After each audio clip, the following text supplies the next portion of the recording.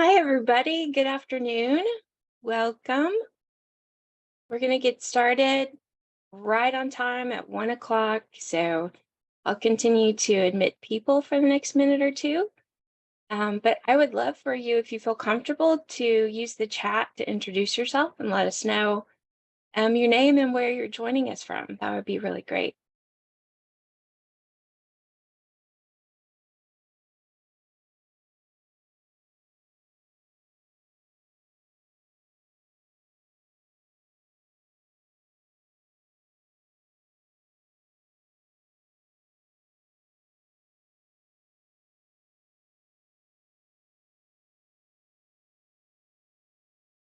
Thanks, Julie and Chris. So good to see those familiar names and some new ones. Debbie Hogan from Singapore. Hello. It's been a minute since I've talked to you.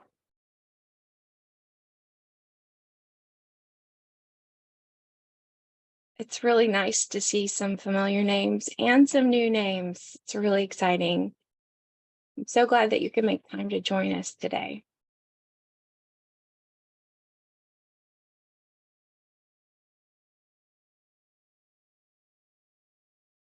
I am joining you from my home in the Memphis, Tennessee area today. So welcome to my office. It's fancy. I have 12 o'clock on the dot, and I am nothing if not punctual. So I'm going to go ahead and get started.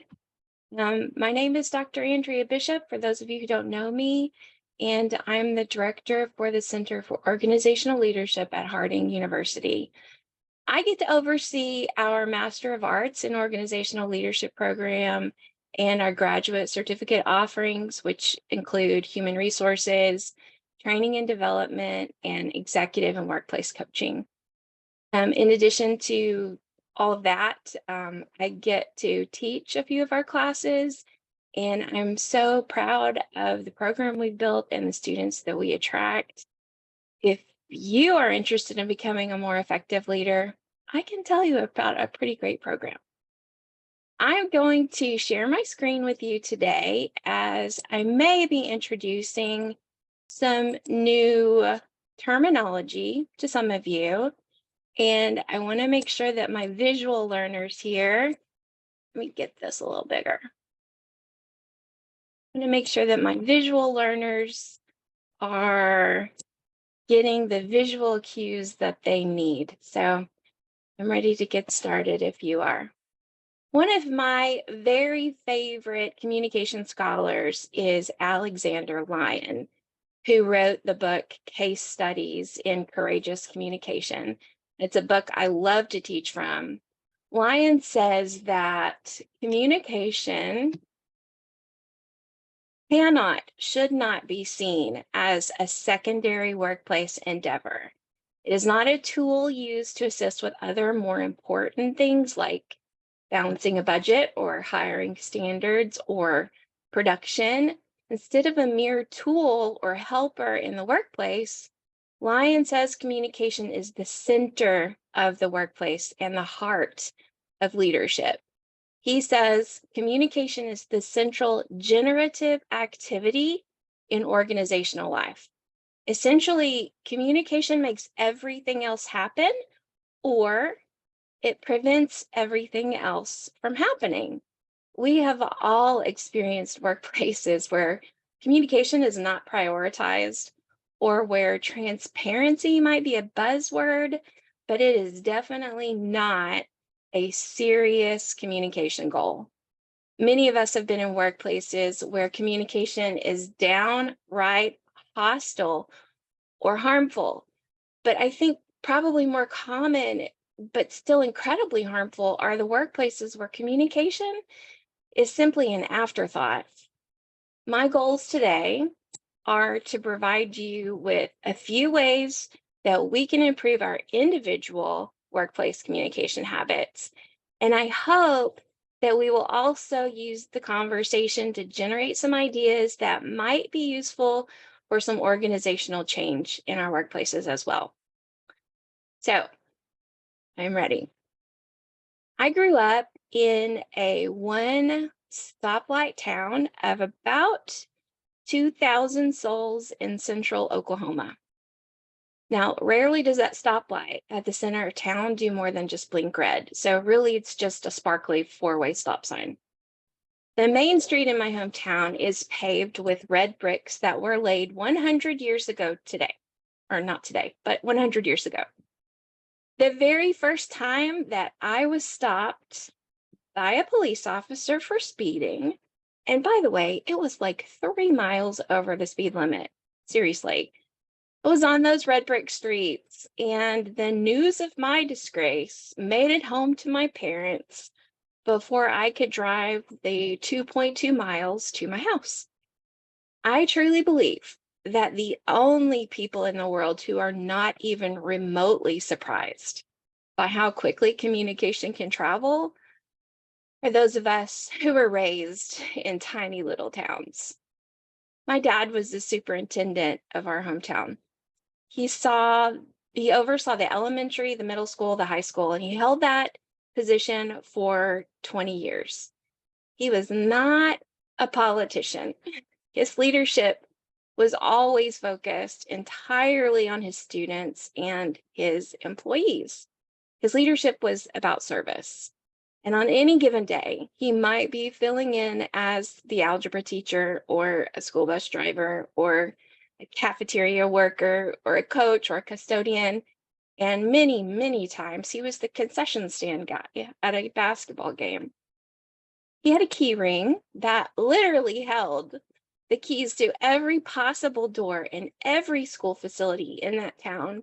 And he knew exactly which key opened each door. You could hear him coming down the hall because of the jangle of those keys. He knew the names, the children's names, even like favorite pets of all of his teachers, his custodians, his cafeteria workers. He spoke to everyone with kindness and respect, regardless of their station. He knew his students, he knew their strengths, he knew their parents. He spoke calmly and respectfully to everyone, regardless of age, regardless of title. I learned to talk to people by watching my dad. Of course, the funny thing about that is that he was like incredibly uncomfortable behind a microphone.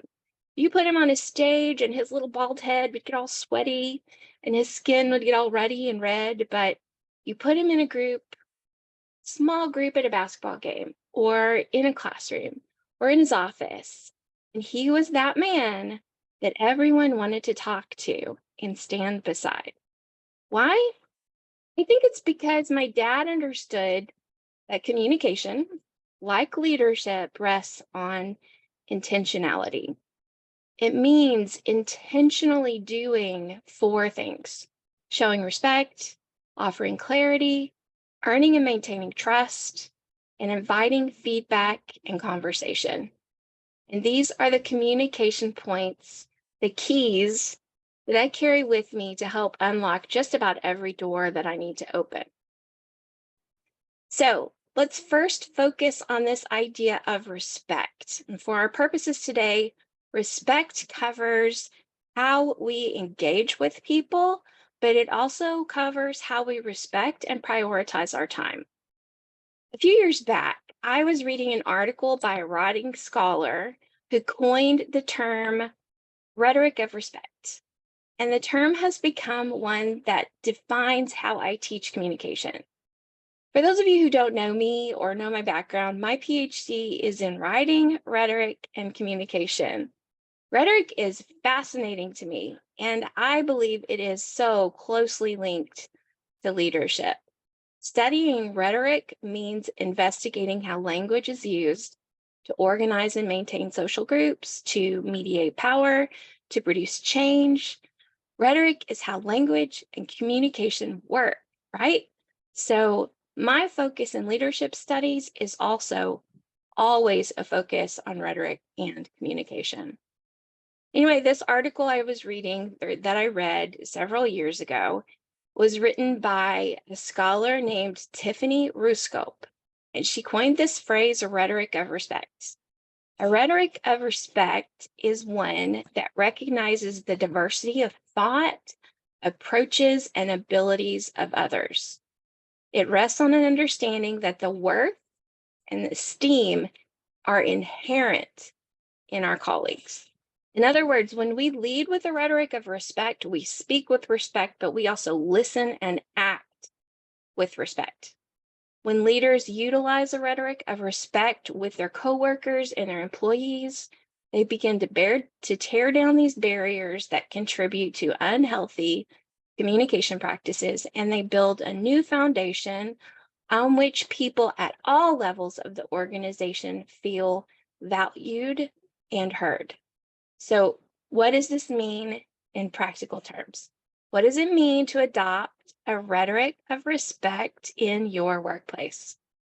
For me, it means starting every week with very intentional time set aside on Monday mornings to determine one, what I need to accomplish for the week, and two, who I need to partner with and how I should best approach them. It also means that my emails are written very intentionally to show that I honor and value the person or people that I'm emailing. So I make a very intentional effort to include a hiya, a hello, a good morning, along with the recipient's name. I also make an intentional effort to offer information in a way that's both easy to understand and leaves my colleague or student feeling valued. This means I try very hard to include a sentence or two expressing my gratitude for what they do or for what they will be doing in response to my email. In other words, my emails, I try really hard that they are not terse, they are not afterthoughts, they are not demands or single word responses. I certainly try to avoid sending an email in anger or frustration or for petty reasons. I respect my coworkers, my students, my colleagues, and I want to show them that in my email. Many of us likely find ourselves in an email habit like this. Sounds like this. Short, a word or two, sentence or two, and we call it good. And while there is absolutely value in being concise, we should never sacrifice respect and clarity just to be concise. I'm a word nerd, so let me bring this out for you. You know, the word habit means a settled tendency or a usual manner of behavior. So it's something we do often and regularly, sometimes without even knowing that we're doing it. But it also has a connotation that implies a certain amount of unconscious, unthinking, or even compulsive behavior. So when we have a habit, we rarely think before we act. That is not a good thing to ascribe to our workplace email or to communication in general. If our email habit, something that we do without much thought, is to basically send a sentence or two and call it good, we are giving away our power as communicators. At the very least, we need to make sure that every email or conversation accomplishes its purpose by clearly stating our needs and a timeline for those needs. But we shouldn't stop there. Our emails should follow the general rules of writing, right? There should be a beginning, there should be a middle, there should be an end. We should take a moment to address the email properly. Hi there, Allison. Explain why you're writing without making assumptions. Use white space and chunking so that the email is easy to read. Use bold font to help your reader find the important words. And when appropriate, include a "hey, you're awesome, by the way" sentiment and sign off with your name rather than something like "sent from my iPhone" as the closing words. If our workplaces offer a messaging service like Slack or Messenger or some sort of chat function, that's the place where we can feel free to text type. But that is not appropriate for workplace email. One other comment about email and respect has to do with when we deal with email. And I want us all to consider Consider establishing specific times of day when our calendars show us and remind us that we're dealing with email during that time. So many of us respond immediately to email, which sounds innocuous enough, but by responding immediately, we're usually interrupting whatever productive task we were doing. And it's harder to maintain productivity when we're constantly toggling back and forth between email and our task. So, depending on our jobs, depending on what we do, most of us probably need 2 times set aside each day to deal with email. Because of my job, which is in higher education, where I'm constantly dealing with students and with colleagues, I actually set aside 3 times a day. Do I always need all of that time? No. Are there days when I need more? Absolutely, yes. But having the time established on my calendar helps me stay on task and respect my own time. But possibly more importantly, it makes me more productive. So, a rhetoric of respect means that I want to give my coworkers time and space to share their opinions, their views, and their ideas with me. So, we all think and respond to things in very different ways and very different speeds. And anytime I need to share news with my team, with my students, with my coworkers, I want to make sure that I build in time for them to contemplate and formulate their response. This means that I usually need to share information on one day and ask for feedback a day or two later. I tell my students that our brains are like crockpots or slow cookers. And the longer that we can allow the ingredients to simmer, the better our responses will be. So when we share information and then immediately expect our colleagues to have thoughtful, fully formulated responses, we are ignoring more than half of our colleagues who are deep thinkers who simply need a bit more time to think deeply. I am one of those people. We're not allowing ourselves time to come up with an idea and then improve on that idea.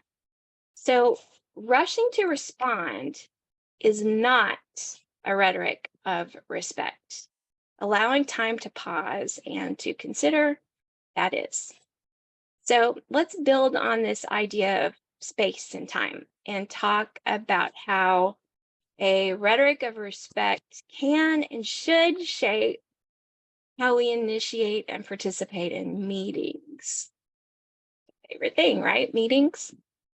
Saw an article on LinkedIn just the other day about research that shows how our brains react to back meetings. Did you see that? It was a LinkedIn post by Kathy Goslin of the Leader Prompt. And she reported on a study completed by Microsoft that used those EEG caps that like on your brain to detect brainwave activity and stress detection among participants who were sitting through those back-to-back meetings. And I'm not going to go into all the details of the study, but the main takeaway is that our brains need time between meetings so we can process what we learned, but also prepare for the next meeting. And those back-to-back meetings with no breaks are not only soul-sucking and misery-inducing, they cause stress and anxiety, and they don't allow participants to fully engage with meeting materials or with their colleagues. So in the images on the page, the reds, the yellows, and oranges show higher stress levels as participants moved through the 4 meetings. Participants with no breaks dealt with much higher stress. So what can we do? What can we do? What can we actually do? We can respect our time and our coworkers' time by being intentional about scheduling fewer meetings. Just because we usually have a meeting every Monday at 3 p.m. doesn't mean we actually need a meeting every Monday afternoon at 3 p.m. We can also make sure that there are periods during the workday when we block off our calendars for meeting breaks. A minimum, absolute minimum of 15 minutes between is optimum, and then we respect those times. Not all of us have this, but if you are in charge of scheduling or accepting meetings for yourself, I want to recommend something to you. It's a weekly creativity or productivity day. Personally, I try very hard to not schedule meetings on Tuesdays or Fridays. Those are my days to accomplish big projects. They're the days I work on things that require my creativity, productivity, and brain power at its fullest. So I try to block off those days on my calendar. And if you have the ability to do that for yourself, I really want to encourage you to try it. If you are invited to a meeting on one of your creativity days, of course, be flexible, but also be intentional about carving out another space in your calendar. We need to respect our own time and our need for creativity and productivity days at work. And if we respect it and ask other people to respect it, I think we'll see improvement. So thoughtfully plan and prepare rather than falling into our old poor habits. So let's shift our focus now from the invited to the inviter. So now let's talk about planning meetings, meaning we are in charge. We are the ones doing the inviting. As a meeting planner, a rhetoric of respect dictates that we respect the time of our meeting attendees. If you have, if you've never looked for a quick visual to show how we all feel about meetings, let me just say that the Google search is entertaining. It's also a little overwhelming. We've all been in meetings where there's obviously nothing related to our job or what we do. So why are we there? We've been invited to these meetings with no understanding of what the meeting is even supposed to be about. So how can we even know if we're supposed to attend? I've found that many workplaces have meeting habits. Remember, a habit implies we're doing something without much thought. We meet this way because we've always met this way. However, when we remove the thought from meeting planning, we've removed the effectiveness of the meeting itself. In order for our meetings to be useful and effective, we have to retrain ourselves on best practices for meetings. I'm going to make some suggestions here. None of them are groundbreaking, but sometimes it's just useful to be reminded of best practices. So these are the 4 Bishop rules for meetings. And of course, there's always an exception. So one exception to the rules. The first rule is very simply create an agenda. However, I'm going to add a caveat to that.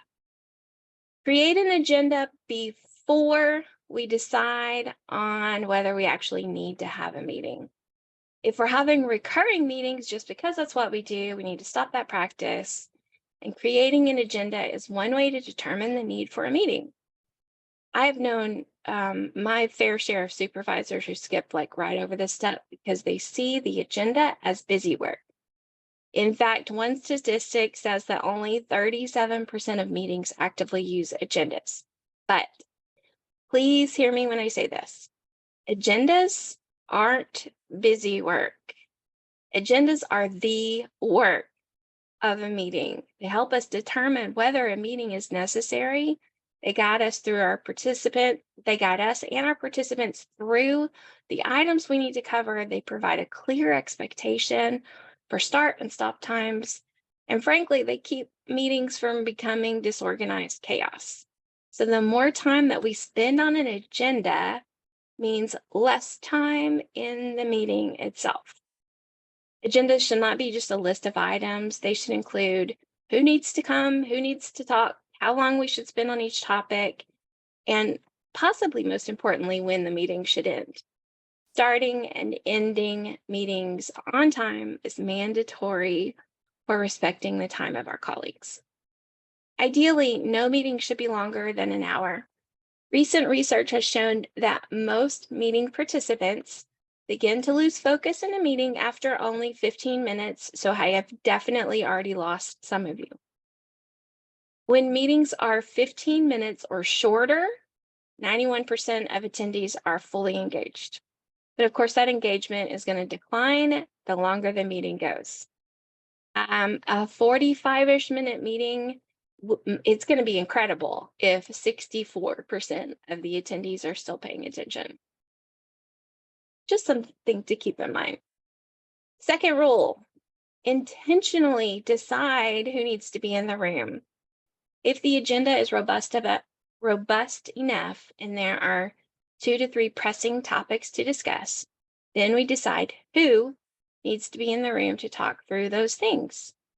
By the way, if there's only one topic, that's an email, that's not a meeting. But if we have at least 2 to 3 pretty significant items that require our discussion or our feedback, then we need to thoughtfully determine who should be invited.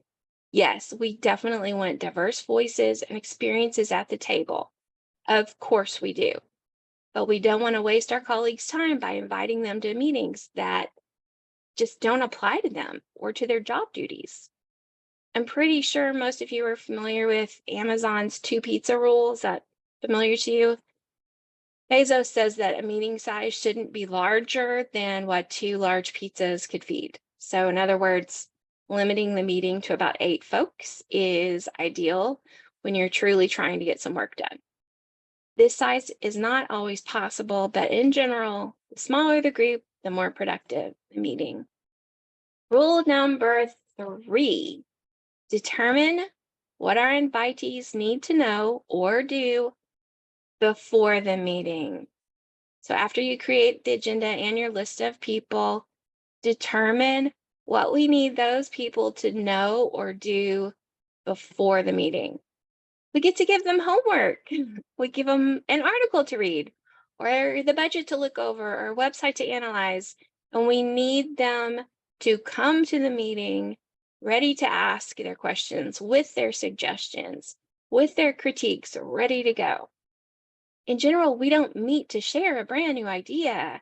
We meet to talk through it. So that means we have to share it ahead of the meeting.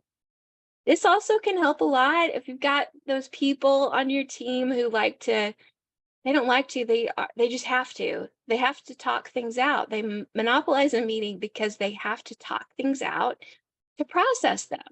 So if you have folks like that on your team, then the solution can be to invite them to send those suggestions, thoughts, and questions before the meeting so that we can control the time better. Asking people to write their thoughts out before a meeting kind of prevents that stream of consciousness word explosion that tends to happen and allows you to prioritize what you share in the meeting itself. So if we have an agenda, we have our invitee list, and we have our task for people to complete, then the final rule is simply make sure we've got someone who can take good notes or minutes at the meeting. Okay, I need to say this. If you work in an environment where taking minutes at a meeting is not the normal practice, or if those meetings are not robust enough to truly reflect the value of the meeting, then you may be working in an environment where closed door practices and secrecy are the norm, and that's not good or healthy. Meeting minutes or notes, they have to be taken, and then they have to be shared when the meeting is complete.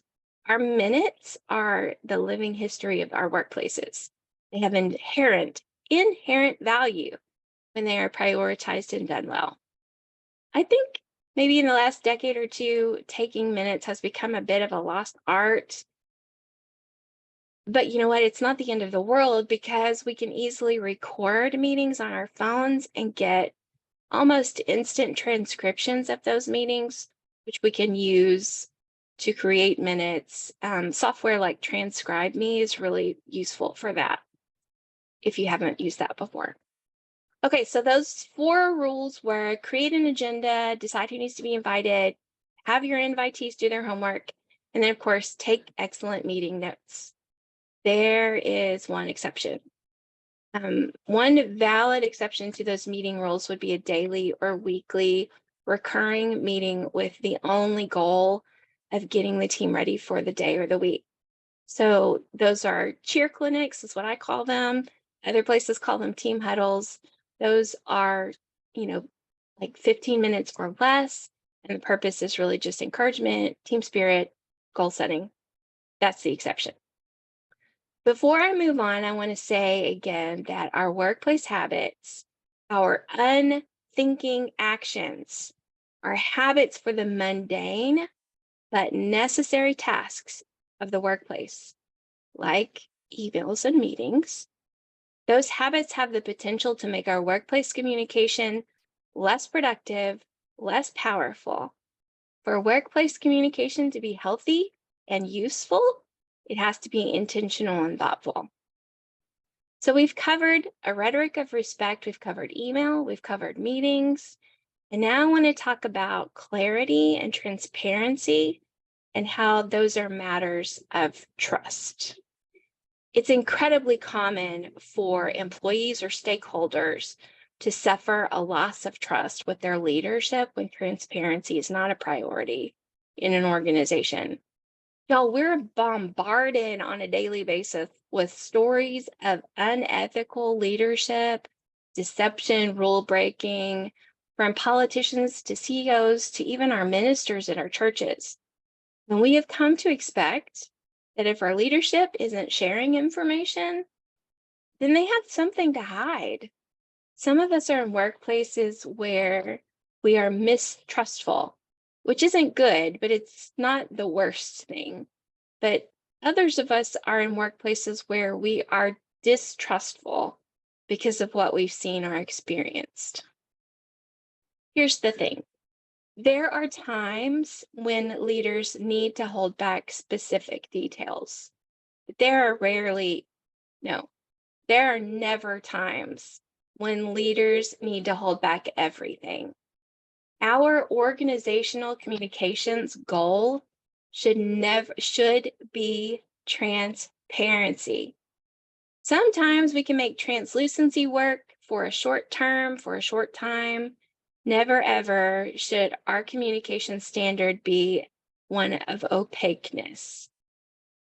Here's my word nerd again, but the definition of transparency is something that can be easily or readily understood.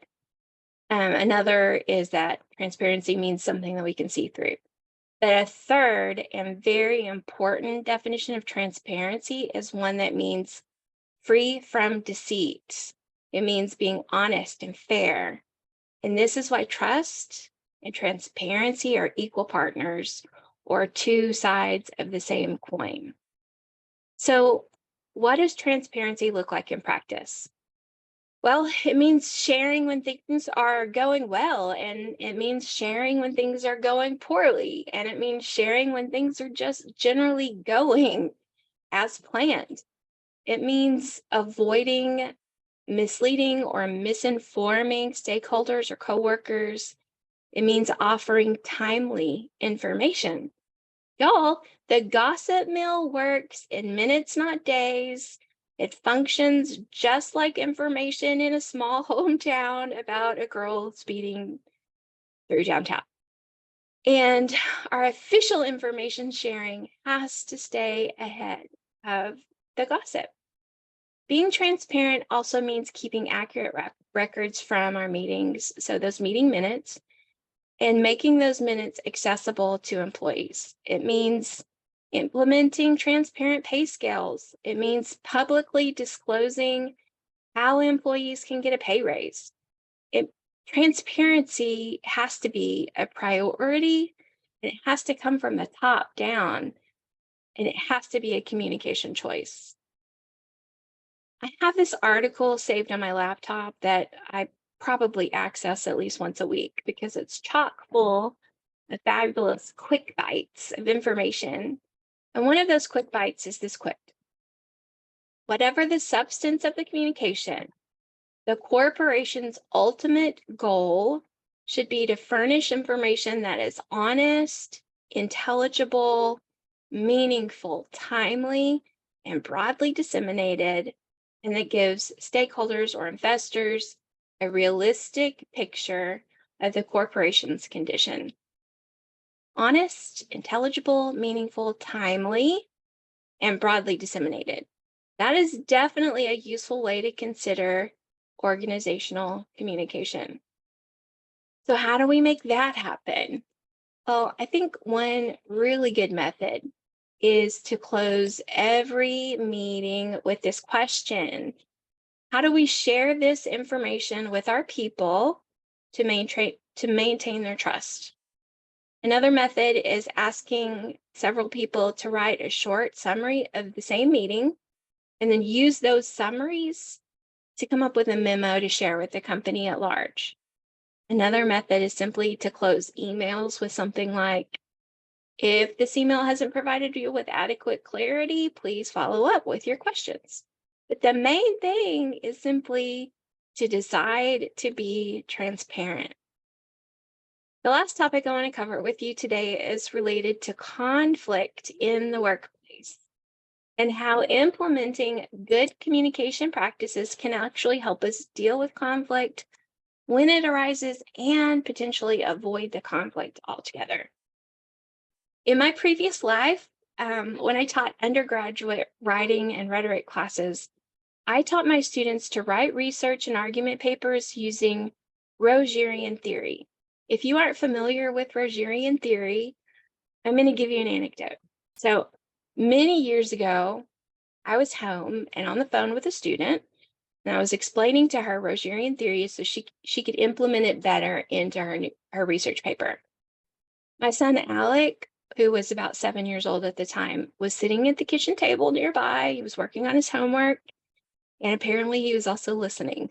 So later that night, I said to Alec, "Okay, buddy, it's time to shower and it's time for bed." And Alec stood up very deliberately.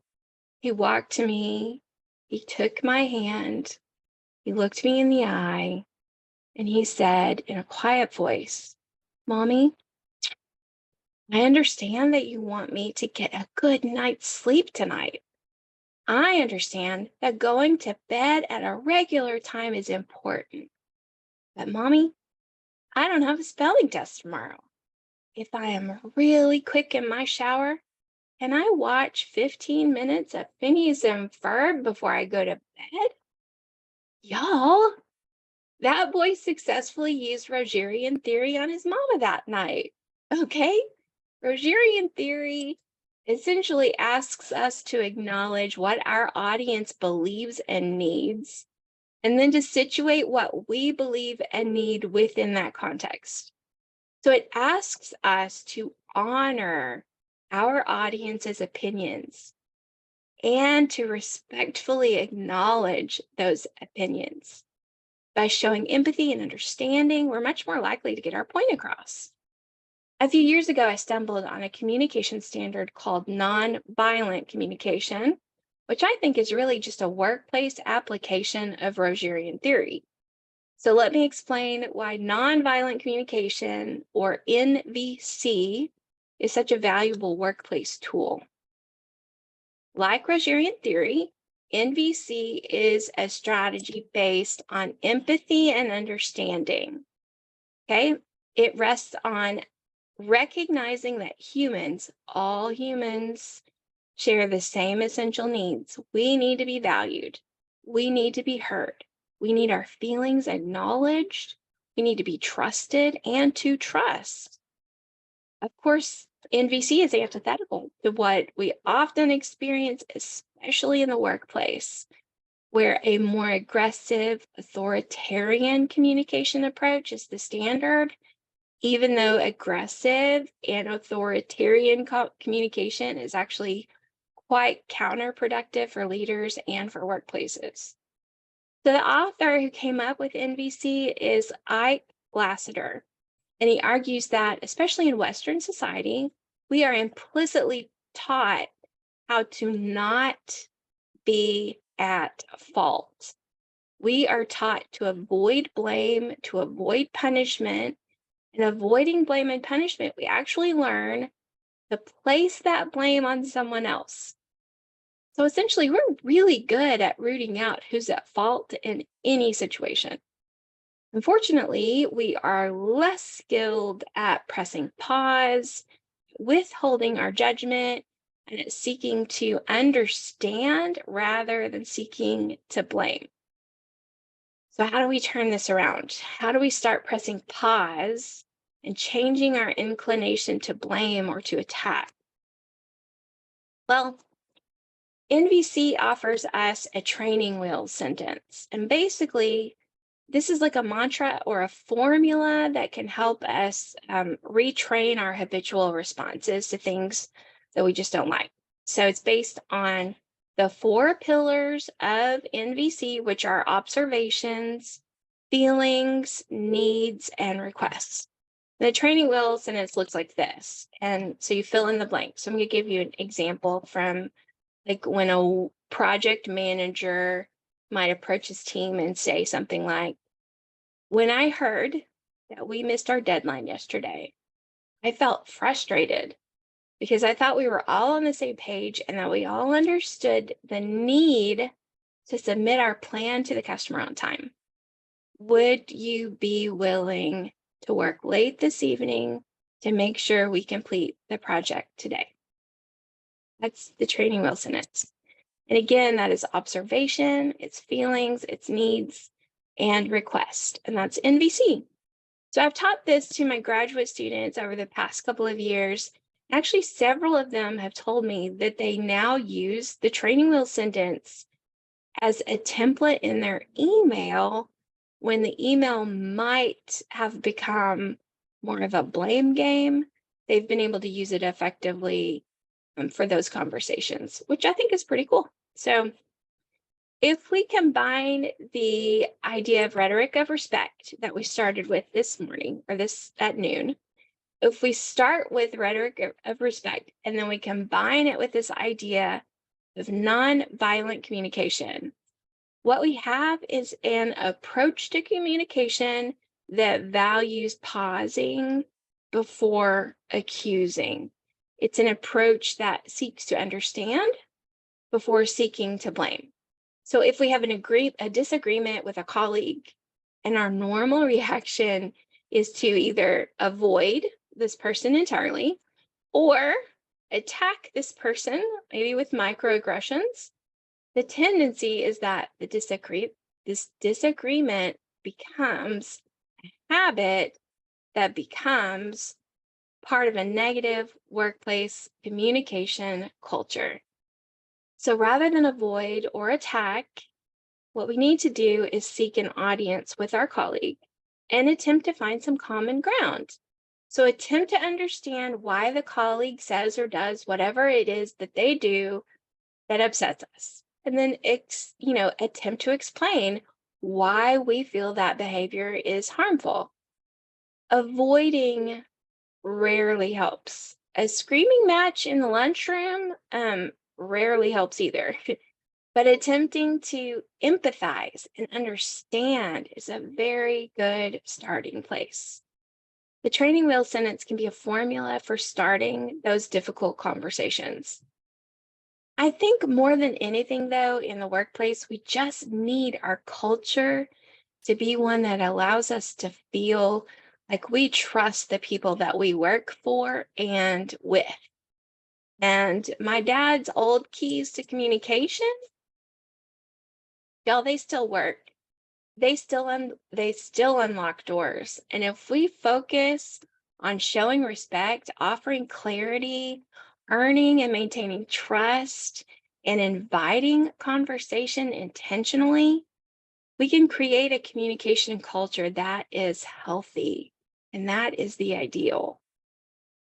Even when I can't control how my organization communicates on the whole, I can control how I offer a rhetoric of respect.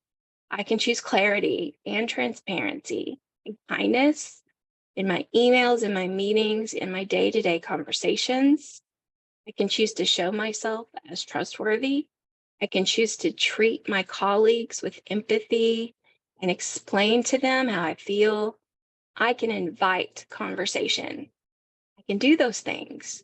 And by doing so, I can change my very small little corner of the world. Before we close today, I want to say that if this information is something that you have found valuable, our Master of Arts in Organizational Leadership has a required course titled Organizational Communication, and we cover these topics and more fully in that class. I personally think all of our classes are incredibly practical and usable, and I would love to share information about that if you have any interest. I would also really like to invite you to our May webinar. And one of our professors, Michael Crouch, will walk us through creating smart and effective strategic plans. It's going to be highly usable information. So I hope this has been helpful, and I hope you are taking away a word, a phrase, an idea, a concept that you can explore more fully. I would love to hear some feedback and some questions, and I invite you to follow up with me. My email is on the screen. But before you leave today, don't leave yet. I'm going to stop sharing my screen so that we can all see the chat. And what I would really love to do is invite you to share a word or a phrase from today that you found useful or that you hope to explore more fully. Or if you have a word or phrase that I did not share that would be applicable to what we've talked about, please put that in the chat so that we have it and we can look at it later. And I'm a word nerd, so I want those words. I'm going to leave the chat discussion open until 1 p.m. and I'm going to keep recording until then. And if you want a copy of the presentation, I'll be posting it on YouTube, but I'm also happy to email it to you. So thank you for joining, and y'all have a wonderful day. I really, really hope you have a great day. Please, seriously, chat. Put some in the chat. Thank you. I love this.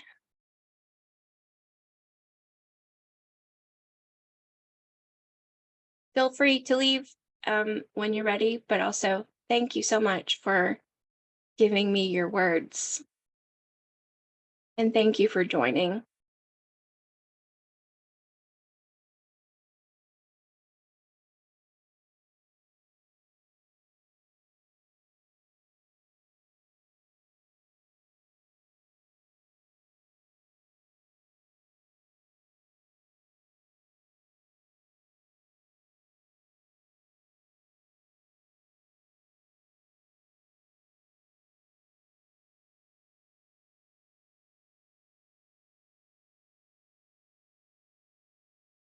For those of you who are asking, I'm definitely willing to share my PowerPoint. So if you want to email me directly, abishop5@Harding, I will send that to you. Absolutely.